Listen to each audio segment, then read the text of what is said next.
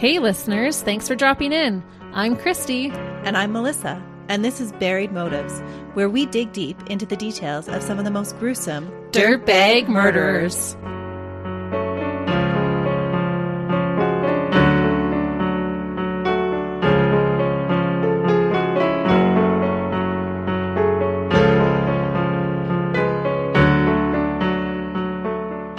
Hey listeners. Welcome back to Buried Motives. We're glad you're joining us this week. We really are. We do appreciate each and every one of you that come back to listen. And if it's your first time, we hope you enjoy.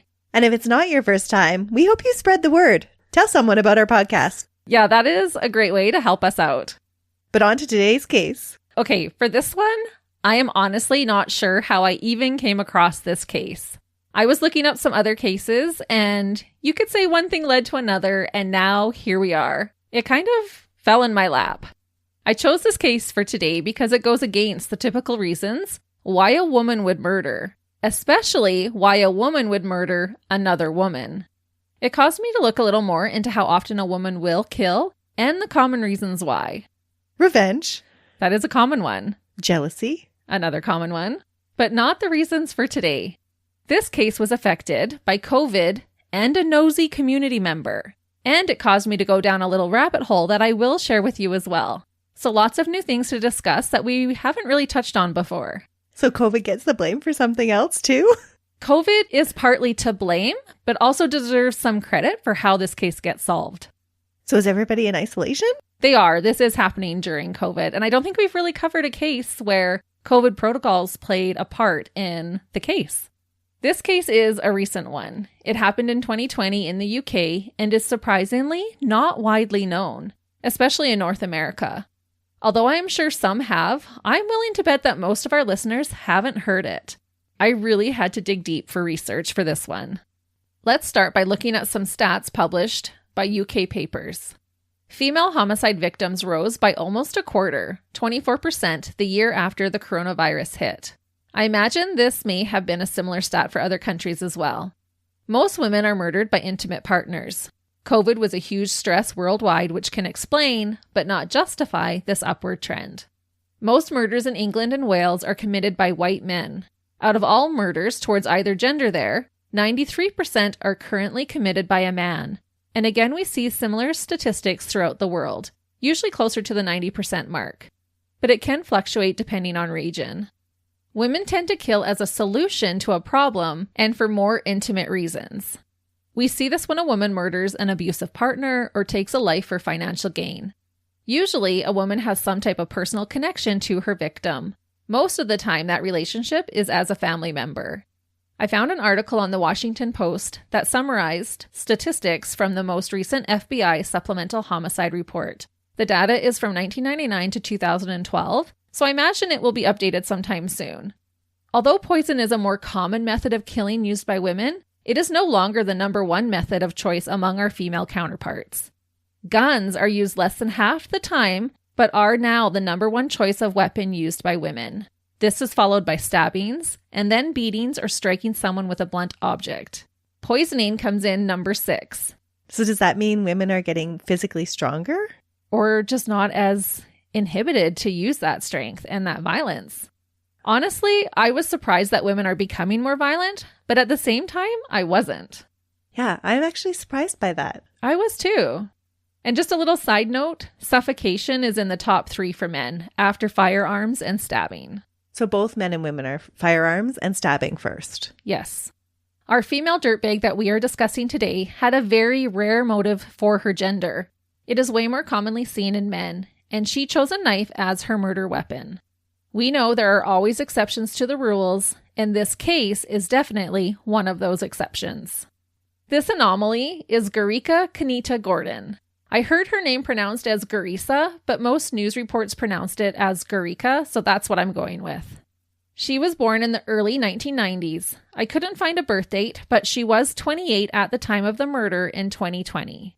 Gareeca was born in Jamaica, but was sent to live with her aunt in England when she was just 7 years old. Her mother could not afford to take care of her and stayed behind in Jamaica until she was eventually able to move to England years later to be with her daughter again. Oh, and we already know what kind of upheaval that sending a child away at that young age can do. Oh, absolutely. And it definitely took a toll on Gareeca. This must have been traumatic for her. I assume because money was tight and they lived over 7,400 kilometers or over 4,600 miles apart, there is a good chance that Gareeca may not have even met her aunt before moving in with her. Her aunt may have been a total stranger to her. And 7's pretty little to make that move alone. Mm-hmm. Unfortunately, sending Gareeca to live in England would not prove to be a choice that would give her a better life as her mother had hoped. And it was just her, it wasn't any siblings too? I didn't find record of that. Okay. So there may have been, but there was no siblings ever listed for her in the research that I could find. With this being such a recent case, I had to really dig to find the information that I did. Gareeca was raised in North London and attended an all-girls state school. At this school, Gareeca was bullied for not being English. Growing up, Gareeca was sadly sexually abused. There isn't a lot of information about this, so I'm unsure if it was a consistent thing that happened to her or a one-time thing. Either way, so terrible. Mm-hmm. And was it while she was away at school, or was it from her family members? There's no information about it, just that she was sexually abused. Okay. As she got older, Gareeca became involved with a much older man who turned out to be abusive towards her. She also became exploited by a man and was forced to engage in sex work. And this very well could have been the same man. There was no names listed in the report. It's such a common scenario for young women to be abused and then fall into that pattern of having another male in their life be so controlling and abusive and then into sex work. Yeah, it's really unfortunate that this is what happened because her mom probably had saved and planned and thought she was doing the best by her daughter by sending her to England. Where she would have more opportunities. Right. That's really sad. She probably assumed even she would have been safer there. Mm-hmm. After this, Gareeca had a few short-term relationships with women. Gareeca's mother was not supportive of her daughter dating women, and so she kicked her out of the house. Because by this time, her mom had finally joined her in England. During court, Gareeca was diagnosed with a personality disorder and post-traumatic stress disorder. It was said that her ability to empathize with others was impaired. This report also stated that she had a low tolerance to frustration and struggled with perceived rejection. The judge would later say that Gareeca's personality disorder may have explained her actions in part, but that it did not distort reality for her. She knew what she was doing was wrong. So she had some of those psychopathic tendencies. Yeah. But she was totally aware of what her actions were and what they meant. I could not find any major prior convictions on Gareeca, just 2 offenses of shoplifting. Down on her luck and without a stable home, Gareeca moved into a refuge home on Salisbury Road in Birmingham. This home was kind of like a shelter for women fleeing abusive relationships or battling addictions when they had nowhere else to go. Each woman had a room to themselves but shared the rest of the living quarters. It would be here that she would meet her future victim, Phoenix Netz. Phoenix Netz was born in Croydon on August 4th, 1991, to parents Saskia and Mark. She was also 28 years old when brutally murdered by Gareeca. Phoenix was living in the same refuge home as Gareeca. So had she had the same troubled past as well? She definitely did have a troubled past, but it didn't start out that way. Growing up, Phoenix loved to ride horses and had a talent for it. She was bright and did well in school. Reports said she loved drama, which I believe was referring to drama class and not someone spilling the tea. The little rabbit hole that I went down was when I found out that Phoenix was related to a celebrity of sorts. Her grandfather, Barry Wenzel, is a super famous photographer. He began photographing celebrities in the 60s and continued to snap shots of the biggest A-listers around. In 1975, he moved to Toronto, Canada, and pursued a different dream, which now includes a book, documentary, and an international exhibit to come. All on his photography? Yes. Oh. There's actually a website that still sells some of his photography. Of course, I took a look, and most prints go for around $1,500 US. Looking at the photos, I have to say he was definitely talented. He had an eye for it? Absolutely.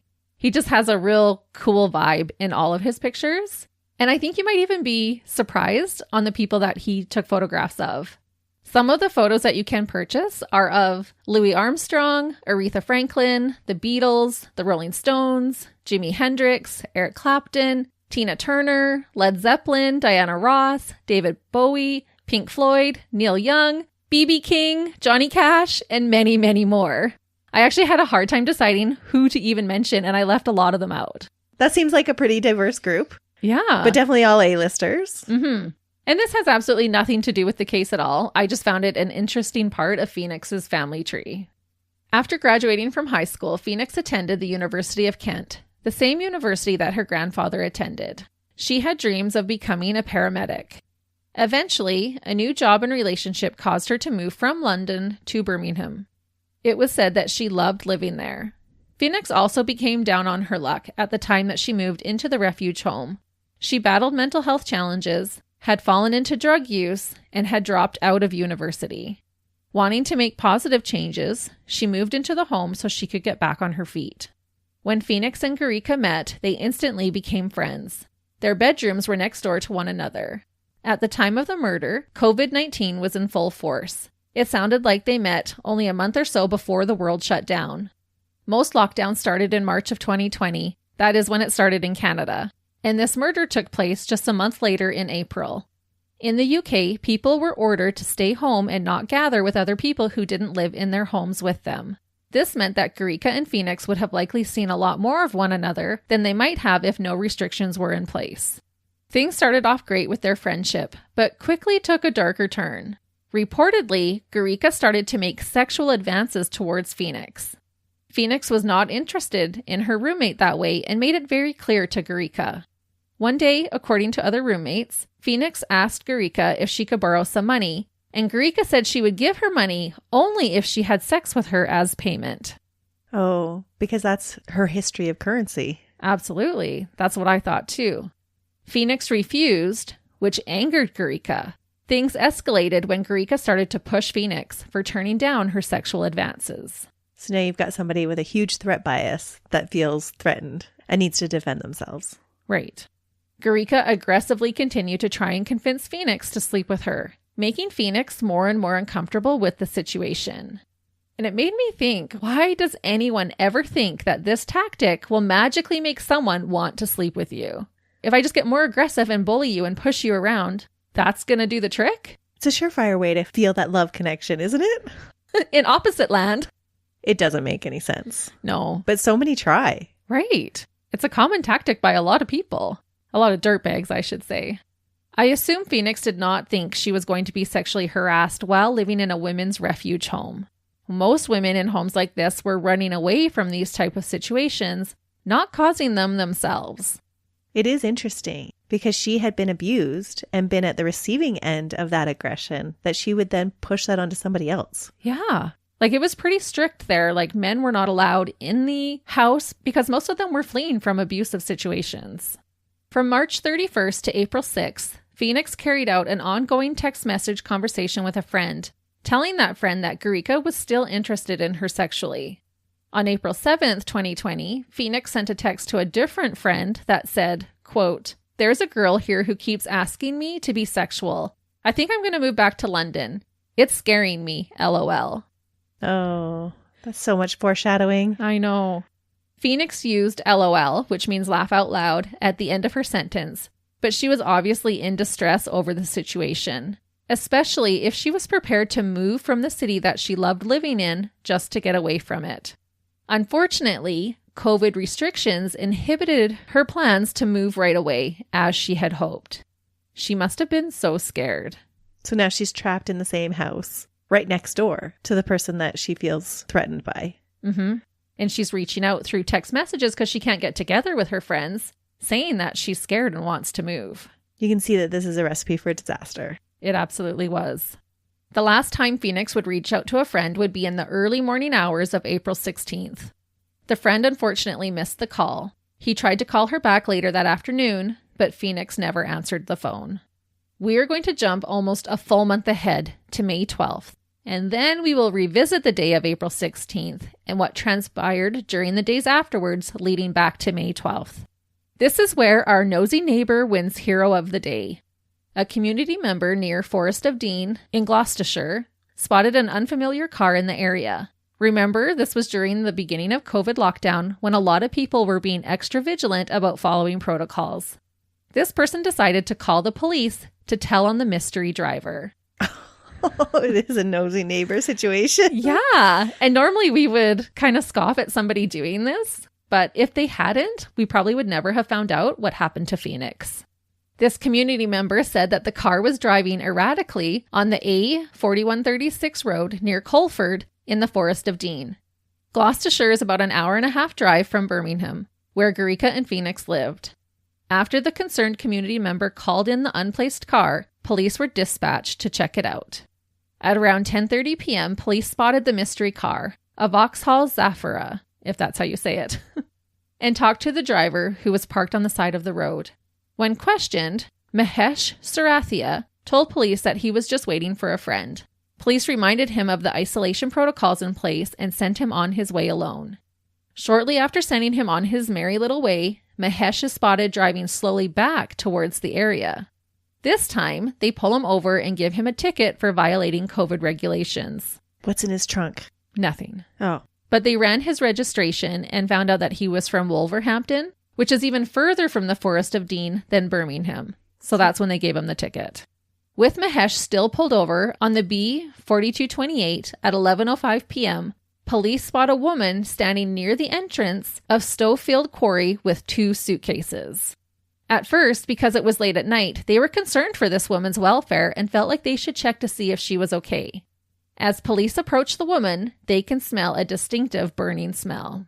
So she's used the suitcase to transport her body, and then she's called a friend to come pick her up. She had hired this man to drive her out to the forest. Oh, and he was just returning to pick her up. Yes. So that's why he didn't just leave. He was coming back to get her. And then the police were like, okay, buddy, pulled him over, gave him a ticket. And that's when they noticed this woman standing on the side of the road. Oh. And as you guessed, the woman standing with the 2 suitcases at the side of the road was none other than the dirtbag Gareeca Gordon.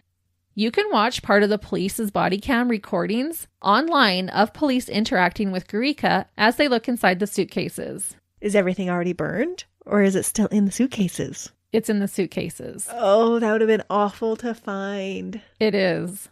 At first, Gareeca is trying everything she can to stop the police from looking in the cases.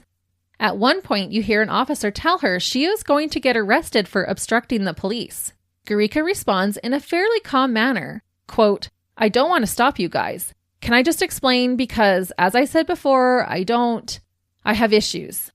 As she is being held back, an officer opens one of the cases, and you can hear the shock in his voice as he gasps and then exclaims, "What the F?" Police were expecting to find the cases filled with stolen goods or drugs. Instead, they found a human torso in one and then more body parts in the other. DNA testing would prove that these remains belonged to Phoenix Nets. Oh. And remember, the murder took place on April 16th. This is now May 12th.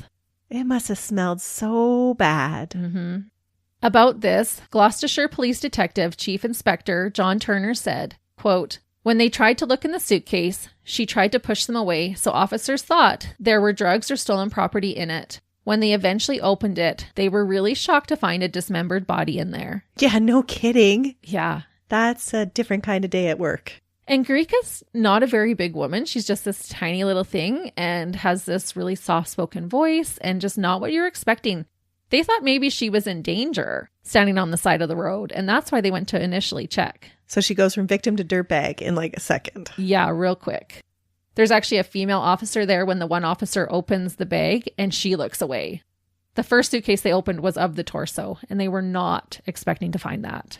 Oh. After the police made this discovery, Gareeca said, quote, sorry guys, I didn't want you to see that. What? Yeah. Police actually expressed that they felt like this was a weird statement for her to make. That's so odd. I don't know what she was thinking. Because even what does that do to your mind, dealing with a dead body for almost a month? In just her room. Like, it's not like she would have had even some place to refrigerate it or store it so that it wouldn't stop the decomposition. Well, she does quickly remove the body from her room, and I'm going to go through that whole timeline. Oh, okay. Here I am envisioning it like stuck under her bed for a whole month. No. Ooh. Oh. Yeah, it's terrible enough. So how did she find a place to hide it in a shelter full of other people that are all sharing the same accommodations? She doesn't hide it there, but I'm going to go through the whole thing. And it is, I bring this up in a little bit, but it is shocking that all the other roommates had no idea what was going on. It's going to blow your mind. Both Gareeca and Mahesh were immediately arrested and taken into custody. A murder investigation was launched by Gloucestershire's Major Crime Investigation Team. Once officially charged with murder, her case was handed over to the West Midlands Police, since it was believed that Phoenix's murder took place at her residence in Birmingham. We just talked about that police force in a case not too long ago. That was in your Black Panther case, wasn't it? Yeah, I think so. Well, actually, West Midlands Police do a stellar job in this case. Oh, they have learned from their mistakes. Yep. Good to see that improvement there. They actually did a really good job. At first, Gareeca only answered police questions with no comment and denied murdering Phoenix. I just have her body, kicking around. Yeah, just in my luggage. But anything they said, she's just no comment, no comment, no comment. The man who was caught driving the car for Gareeca, Mahesh, was 38 years old and a father of 2. He was charged with assisting an offender. Mahesh was adamant that he had no idea what Gareeca had inside the suitcases or that she had murdered Phoenix. He was probably just some poor Uber driver. Exactly. There wasn't a lot of information regarding his charges because the charges against him were dismissed. Police had reason to believe he was telling the truth. How shocking for him if he indeed was unaware that he was toting around a murderer and a dismembered body in his car. He must have been able to smell it. I don't know. We're going to come back to his involvement as we discuss what led up to this day, because this wasn't the only time that he drove Gareeca. She didn't have a car, so she paid him to be her chauffeur on 4 separate occasions between April 24th and May 12th, the day they were arrested. Always going to the same spot with smelly stuff? Not always. And that's exactly what the prosecution thought. They argued that he had to have known what was happening because of the smell of the cases. It was said in court that when the officers opened the cases, quote, it smelled of barbecue and the smell was sickening from the decomposition. Oh, I don't think I can do barbecue anymore now. Ugh. Why would it smell like barbecue? Well, because she tries to burn the body. Oh. Mahesh's defense said, quote, his account is that he was on Gumtree as a driver and handyman. On a few occasions, he has done journeys where he has been paid by Gordon to take her to the Forest of Dean. Mahesh was a jack-of-all-trades kind of guy who took whatever jobs he could to support his teenage daughters and elderly mother. He picked up some of these jobs, including the ones from Gareeca from the website Gumtree, which I believe is like a British Craigslist or Kijiji. We'll move on from him. I just wanted to mention right from the start that his charges never moved forward, and it is believed that he had no knowledge of the events that transpired. He was just looking for a way to make money. Yeah. This was during COVID too. He was probably, as like a handyman driver, probably not making as much money as he used to either. He was probably taking whatever jobs he could. Well, that's a good point. As for Gareeca, police were confident that they had found the right dirtbag responsible for Phoenix's death. Going back to April 11th, 5 days before the murder, police were able to find out that Gareeca had phoned the Samaritan's Charity. This is a registered charity that aims to provide emotional support to anyone in distress. She called their helpline on this day. Gareeca was in distress? Yes. 5 days before the murder. Because Phoenix is not wanting to get with her. Exactly.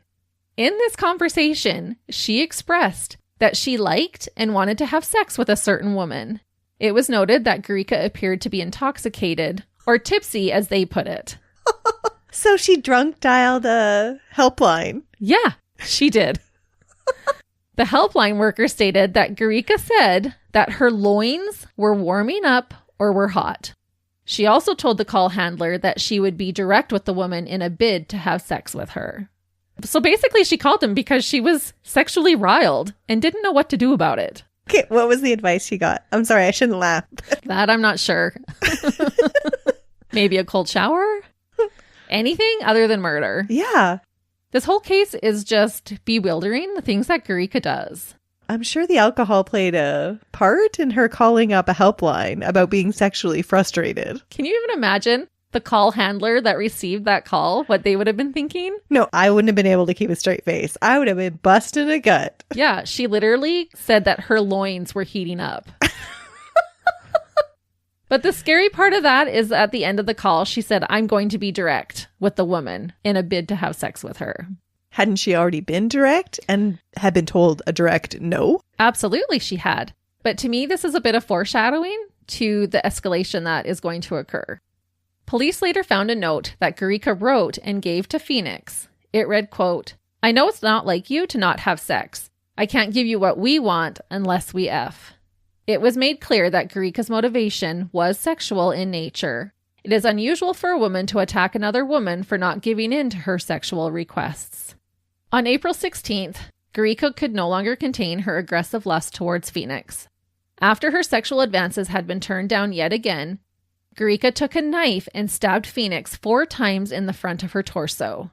She was stabbed through her chest bone, her liver, stomach, and right lung were injured in the process. None of those are fatal wounds. It's true. Sadly, coroner reports determined that although these stab wounds were horrible, they were not initially fatal. It is believed that Phoenix would have survived her injuries if she had received medical attention. She had hours to spare at least. A neighbor later reported that she could hear someone yelling, help me," on April 16th, but didn't check it out. This was allegedly around 5 o'clock in the morning. That last phone call that I mentioned that Phoenix had made was only 1.5 hours before the screams were heard. It was placed at 3:28 a.m. The same neighbor heard banging and drilling noises that same day. I'm not sure how long Phoenix had to lay there suffering, but if someone would have discovered her, or if Gareeca had displayed even an iota of sympathy, Phoenix would be alive. That is just so sad. It is believed that Phoenix died sometime on that day that she was brutally attacked, April 16th. Thankfully, there was no evidence of a sexual assault found. To help police better establish a timeline, Phoenix's phone showed Google searches between 1:04 and 3:07 p.m. It is believed that Gareeca used Phoenix's phone to make these searches sometime after she already stabbed Phoenix, but while Phoenix was still breathing. What? These searches included how to fix a punctured lung, internal bleeding, and can someone recover from getting stabbed. Oh, so she sat there trying to contemplate whether she was going to let her die or save her? Yeah, because at this point, it's just about her injuries. So I'm assuming that Phoenix was laying there struggling to breathe and bleeding, and she's like, can I fix this? What do I do? Take her to the hospital. Yeah, exactly. But then she knew she'd be in trouble. So she put her own needs above the other person's. Yeah, like every murderer we've ever covered. Mm-hmm. At a later time, I assume after Phoenix had passed, she used the same phone to search things like, can a body burn to ash with petrol? And how do killers get caught? We are so reliant on Google. It's true. We Google everything as a society. But she was doing this on Phoenix's phone, not her own. The next day, Gareeca purchased a circular saw on Gumtree for 45 pounds. CCTV footage shows a man delivering the saw to Gareeca just before 11 o'clock that morning. Gareeca used this saw to dismember her friend. The remains, when found, suggested that Phoenix was clothed or partially clothed during this act. How did she get away with that? Again, in a house that has other occupants. Yeah, she did this right inside Phoenix's room. And nobody heard or reported anything suspicious. No. Even the fact that she's in Phoenix's room and then Phoenix goes missing is suspicious. Yeah, I don't know how it happened. And again, this is during lockdown. It's not like they would have been at their jobs or, out and about doing all of these things, the other roommates. The other roommates comment about how shocked they were that they had no idea that this happened right under their noses. So I think maybe she was just really calculated at the times that she did it. How do you hide the sound of a circular saw, though? I don't know. That is a good question. Being married to a carpenter, I know. Even if it's in the garage, you can hear it through the house. Mm-hmm. The prosecutor later told the court, quote, dismemberment took place at 5 different locations of the body, dividing the body into 6 parts. The saw was later found still inside Gareeca's room. How creepy would it be to have that go back up on Gumtree? Ooh, thankfully it did not. She used it in Phoenix's room, but then stored it in her own. I know, but if you wanted to get away with it, you just throw it back up on Gumtree. Be like, I don't need this saw anymore, and sell it to somebody. Yeah, maybe she was planning to. She was a busy little bee, as you're going to find out. Maybe she just didn't have time to list it yet. And maybe that's why it was still in her room and not tossed. Because she wasn't still trying to cut pieces up, was she? No. Okay. So it's just that one time that she dismembered everything all at once. Right. And I don't know how you go from shoplifting being your worst offense to stabbing, letting your friend die, and then dismembering her. Yeah. It's a pretty wild jump.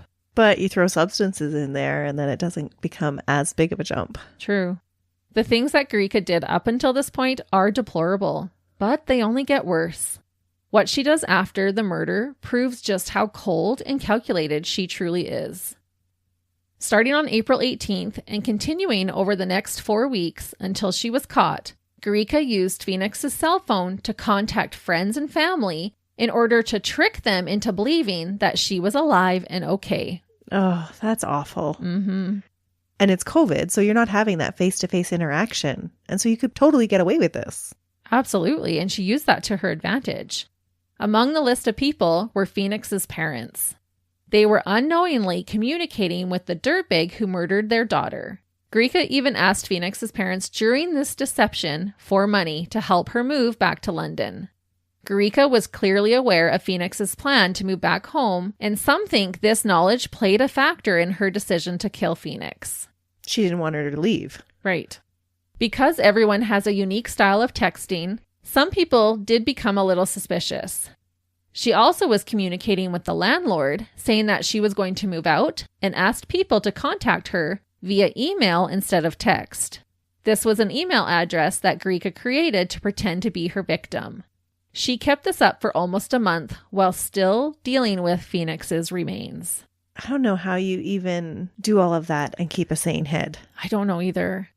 To help avoid suspicion, she also texted the other residents and friends to tell them that she had moved out. So when the other roommates wouldn't see Phoenix, they would think, oh, okay, she moved. She told everyone that she had moved to London and was doing great. One text read, quote, "I am just trying to get some peace and quiet and some rest." Like you said, because COVID restrictions were in place, no one was seeing each other, and they had no reason to believe that the person texting them wasn't, in fact, Phoenix. That's just like a whole nother level of dirtbag when you're going to play with friends and family afterwards. Yeah. Because how sick would you feel looking back on those texts knowing that you were talking to Gareeca and not your loved one? Yeah. Worse, though, than this, Gareeca downloaded a voice editing app on Phoenix's phone and used it to create voice recordings to sound just like Phoenix's voice and further fooled her loved ones. And it's totally possible. Yeah, and so heartless. So here they're thinking they're getting an actual voice memo from Phoenix because it sounds just like her. I don't know that technology should be available to the general public. Well, there was that one story where somebody had used somebody's voice, like had recorded their voice, and then used this technology because you just type in what you wanted to say after you've captured somebody's voice, and called his parents and asked him for a loan. And they totally believed it was their son. And so they gave the money. I did hear about that. That is just wild. It's crazy. And how would you not? If you had a recording on your voicemail and it sounded like one of your kids, you would believe them. Mm-hmm. Technology is scary sometimes. It really can be when it's used for bad like this. Next, Gareeca was seen on CCTV footage purchasing substantial amounts of detergent and a sleeping bag. She also ordered industrial strength bleach called oxygen bleach online. CCTV footage plays a big role in helping to determine a timeline in Gareeca's actions and prove guilt. As much as we don't like being watched all the time, CCTV aided the successful outcome of this case tremendously. And the UK has so much more CCTV than we do. Oh, theirs is fabulous in comparison. In her cleanup attempt, Gareeca moved 15 bags of garbage and belongings. Phoenix's bed, the mattress, clothing, and even the carpet. Without anybody noticing? Maybe she said, I'm throwing this stuff out for Phoenix because they thought she moved out. I don't know for sure. She then messaged the landlord and told her that she could toss anything that she left behind after moving out. April 20th is when she paid a man to take away filled garbage bags and the mattress that was soaked in blood. The day after, she paid for more filled black garbage bags to be taken away. She just found a waste disposal company and had them do it. I do find it remarkable that none of the other housemates noticed any of this stuff happening. How do you kill, dismember a body, and then clean a messy crime scene without anyone else in the house noticing? Because with all the free time on our hands during COVID, we all cleaned out our closets. I guess. But even the man who would have loaded up a bloody mattress and didn't report it? It's pretty wild. That is pretty incredible. Yeah. And I'm not trying to put any blame on them. It's just unfathomable. Like I said, the roommates themselves commented later how bizarre it was that they were unaware of what was happening. Either she was super good at it or just incredibly lucky. It was probably both. It's always both. Has to be in this kind of a situation. Yeah. On April 25th, Gareeca hires Mahesh for the first out of the 4 times to drive her to Gloucestershire with 2 large suitcases that contained Phoenix's body parts. Here, she tried to hide the suitcases near a cemetery until she could figure out what to do with them. So they don't start at the place where she was caught. 2 days later, on the 27th, she is seen on CCTV footage riding a bike in the middle of Colford. She is then spotted taking a bus to the Gloucester station, where she then hops on a train back to Birmingham. Unbelievably, on this same day, you can see video of Gareeca casually walking into the Colford police station. What? What was she doing there? Her reason was to ask for help in charging her cell phone. Okay, she's obviously not in her right mind at all. Well, I just thought the audacity that she had to have to do that. This shows just how confident she was in thinking she was never going to get caught. She believed she would walk free. Most people would be heading in the opposite direction of a police station after committing murder. Yeah, not walking right into it. Yeah. But she was just so selfish, like, oh, I need to charge my phone. Police noted that it was weird because at first she asked for an Apple charger, but clearly had an Android phone in her hand. But then she pulled out an Apple phone as well. This was odd, but definitely not criminal. Most people only have one cell phone, but some may carry a second one for work or even cheating on their partners. Still suspicious, though. Yeah. April 29th, around 8:00 p.m., Gareeca had a friend drive her with some bags to Forest of Dean. The friend later said that while Gareeca was out of the car, he looked inside one of the bags. He discovered a spade, which is like a tiny shovel, and black gloves. He took the bags and dropped them on the ground outside of his car. He told Gareeca, quote, "Sorry, I don't know what you have planned, but I can't be involved." He then drove away and left her there. But didn't go to the police. No, he didn't.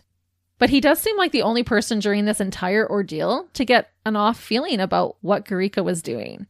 He just saw the shovel and the gloves and was like, peace out, I ain't getting messed up with this, and left.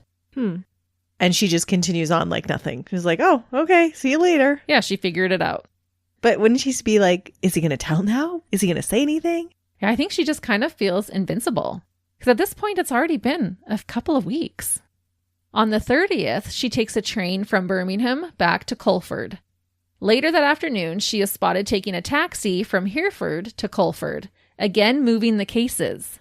This time, she has a fold-up bike with her. May 2nd, she is seen going back to Birmingham via train. She is a busy dirtbag, trying to figure out and plan the best way to dispose of Phoenix's remains for good. This also means that she spent a few days roughing it in the forest with the body, trying to figure out how to get rid of it. Because she went in there on the 30th and didn't come out till the 2nd. She's just walking around with her shovel and her gloves. Trying to figure it out. And the body parts. Yeah, and 2 suitcases. Yeah. On May 10th, Mahesh is once again hired. This time, she purchases a jerry can for fuel and has him drive her back to Colford. Had she left the body in the forest? I believe she had that time. Okay. The next day, she arranged for Mahesh to pick her up outside of the quarry near Colford. She no longer has the jerry can with her, just her bike. He drives her back to her home city of Birmingham. The day after that, on May 12th, the day she was caught, Gareeca purchased petrol or fuel in Birmingham and Googled the Brecon Beacons, which is a mountain range in South Wales. Around 5:00 p.m. that same day, she again hires Mahesh, this time to drive her back to Gloucestershire. Gareeca took the remains that she had hidden and attempted to burn them with the accelerant in a woodland area. When this didn't work, she wrapped the parts in saran wrap and placed them back into the cases. And that's how the police found them. Yes, and that's why they could smell the burning. Later that evening, he again was driving her to Forest of Dean, where it is believed that Gareeca was going to try and finally rid herself of the suitcases filled with her friend. In court, the prosecutor said that police found inside Gareeca's room, quote, handwritten plans and notes concerned with her removing the body from Colford and moving it to Wales to burn further. Gareeca had been Googling the mountains in Wales and decided it would be better to ditch the suitcases there. So from my understanding, she was retrieving the suitcases to take to Wales to finally rid herself of them. It was at this point that police spotted her, after ticketing Mahesh, and she was promptly arrested. If that nosy neighbor didn't call police that day, Gareeca might have made it to Wales, and no one might have ever found out what really happened to Phoenix. Because Gareeca was in contact with Phoenix's family and friends, no one had even suspected or reported her missing yet. I wonder how long she would have gone on with that ruse. Well, lockdown lasted for a long time. It's hard to say. Detective Chief Inspector John Turner said, quote, "I genuinely believe if officers hadn't found Gordon on that night, we would never have found her body. From the investigation, we found out she had a very devious plot to fool people into thinking that Phoenix was still alive." So she had a further plan on making sure people would think that she was alive and well. And I just wanted to note that all of these trips back and forth that I just mentioned were attempts on Gareeca's part to try and dispose of the body. So it seems like she's put some thought into all of this, into the process of how she's going to cover up this crime. Yeah, and a lot of effort going back and forth, figuring it out. Police began a thorough search of Stofield Quarry and the village of Staunton. They closed roads and brought in a chopper to aid in their search for evidence over the next 3 days. It didn't matter who wanted to get through the road closures. This search took priority. They also searched both parties' premises, Mahesh's in Wolverhampton and Gareeca and Phoenix's in Birmingham. Like I said, I feel like there was stellar police work being done on this case. They were covering all their bases, it sounds like. Absolutely. During their searches, forensic officers found the carpet, underlay, bed, and mattress that had been removed from the crime scene. So they had followed up on all the people that she had take things away from the house. Yeah, and were able to, I assume, retrieve them from the landfill. Wow. They were also able to detect blood throughout the room, as well as the kitchen, shower, and living area, even though the crime scene was reportedly extremely clean. When first walking in, you'd never guess that a body was sawn apart there. It would have been so messy. Oh, I can't even imagine. Detective Chief Inspector John Turner said about the investigation while it was taking place, quote, "The nature of this incident is distressing, and we're working around the clock to fully understand what has happened. Someone's life has been lost, and our priority is to identify the victim and get answers for her family. Searches have taken place in the surrounding area for evidence gathering, and no remains have been found as part of their searches. Our major crime investigation team is working in collaboration with the West Midlands Police Homicide Team to carry out further inquiries." It was clear that this case had shocked and horrified even the police officials working on this case. And what I also loved about this is the two police forces were able to work together. There was no egos involved here. Oh, that is so nice. Gareeca was officially charged with murder on May 19th at the Cheltenham Magistrates Court and was held without bond, and rightfully so. Because of COVID, both her and Mahesh appeared before the court via video link. Her provisional trial date was set for November 10th. By this time, all the charges were dropped on Mahesh, who was under strict observance while out on bond. So it doesn't seem like they thought he knew anything at all. No. I don't really think he did either, to be honest. He was just after a paycheck. Yeah. At the or provisional trial, Gareeca's trial for murder was set to begin on the 26th of April, 2021, almost exactly a year after she took Phoenix's life. On April 21st, 2021, just 5 days before her trial was set to begin, Gareeca decided to plead guilty before the Bristol Crown Court to Phoenix's murder and concealing her dismembered body in 2 suitcases. On May 4th, 2021, Gareeca was sentenced life imprisonment with a minimum jail term of 23 years and 6 months. The 6 months was added for the dismemberment. If a parole board ever does decide to release Gareeca, she will remain on license for the rest of her life. And in the UK, does that mean that they're observed for the rest of their life? Correct. Okay. And I didn't do the math, but she was 28 when it occurred. So she would be like in her 50s when she's released, if she gets out on parole. Maybe 51, if I did my math right. And she would still have so much life to live at 51 if she gets released. Right. I was trying to think of the likelihood that she would be released. I've learned you never say never. It's true. Because sometimes it's shocking who actually does get released. Hopefully she won't. Before we end, I want to share some quotes about the case from family as well as from the authorities who were involved. Leslie Milner of the Crown Prosecution Services said, quote, "Gareeca Gordon committed a truly gruesome crime and tried to cover her tracks. Thankfully, the remarkable and detailed police investigation in identifying Phoenix Nets led to the CPS building a compelling case against Gordon, which resulted in her pleading guilty. She has now accepted the totality and consequences of her actions. The judge, Mrs. Justice Cutts, spoke about how deeply loved Phoenix was and how she was planning to move back to her parents' home, but how that was delayed because of coronavirus restrictions. She said to Gareeca about her victim, quote, "Her future was looking bright, shining, and promising. A fresh start was ahead of her. You robbed her of that fresh start. You took her from the supportive parents who loved and cherished her." Justice Cutts also called Gareeca a very dangerous woman.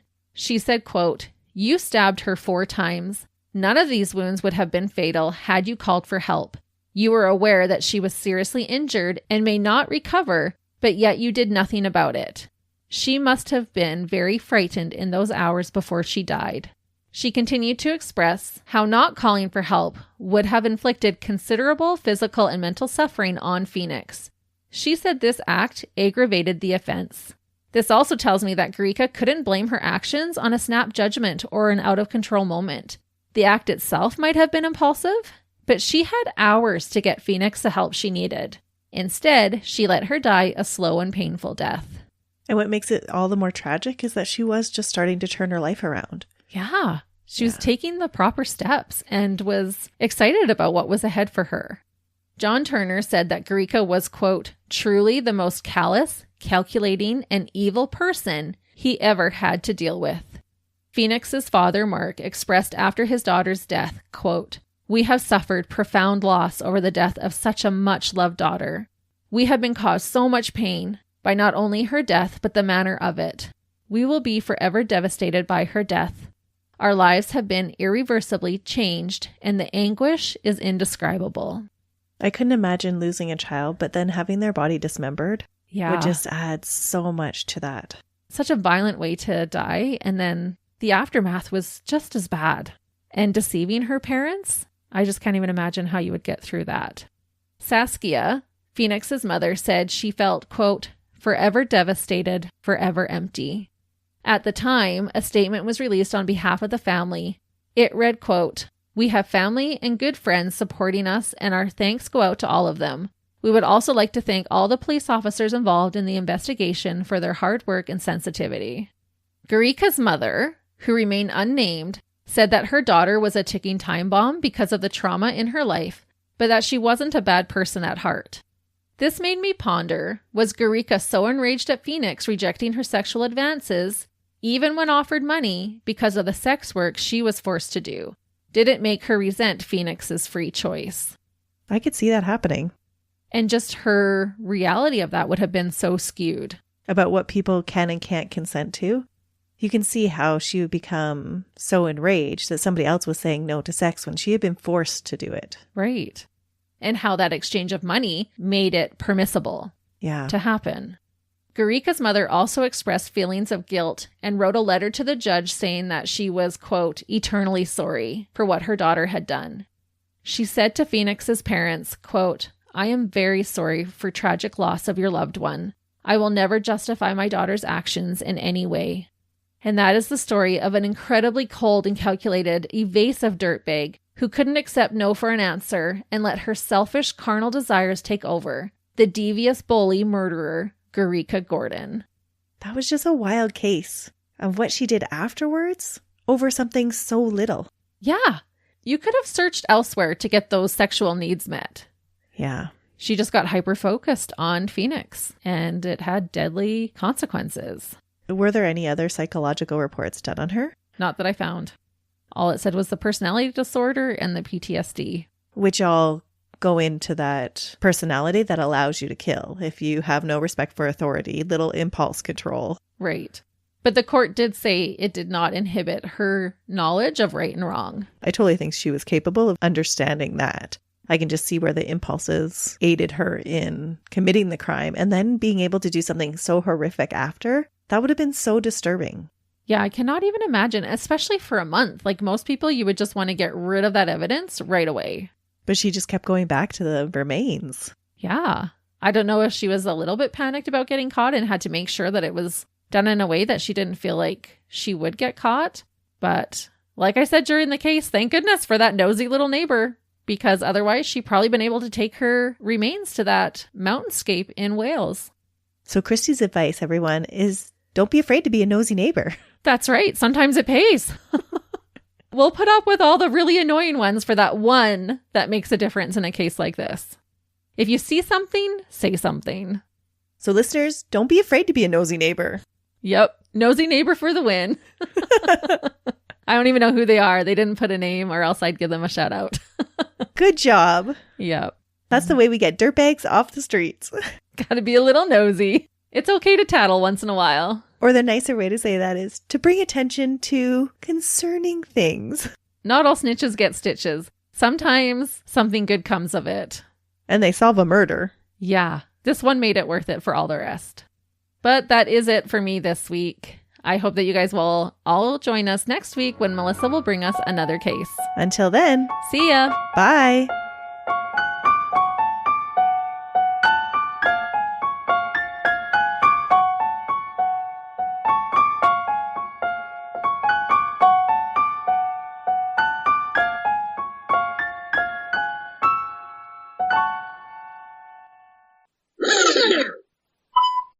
Okay, let's just talk normal for a minute. Blah, blah, blah, blah, blah. That sounds fantastic, Christy. I love it. And if it's not your first time, make sure you tell a friend. Phone a friend. And if it's not your first time with us, we hope that you're spreading us around. Tell your friends about us. That sounded dirty. Christy, it wasn't dirty. Oh, man. And if it's not your first time, we hope you spread the word. The world. I don't know what happens as soon as we press record. I can no longer speak. You've been talking like totally eloquently for a whole hour before I hit record. This anomaly. I can say it if I just say the word, but not in a sentence. Born in. But I have it like as one word. Born in. Born in. She was born in. We're going to Ireland now. I have bond line. Oh man, this is rough, this one. We will go to shopping and bond line. We will do this. It's true. It's bond line shopping. Who was under strict observance. Ooh, now he looks spooky. And they just assume that Phoenix had taken off somewhere? Yeah, I'm going to explain that too. Well, hurry up and explain it, Chrissy. Well, I gotta know. Well, if you quit asking questions, I could. We all love the questions that Melissa has. She has an inquisitive mind, and that's why we love her.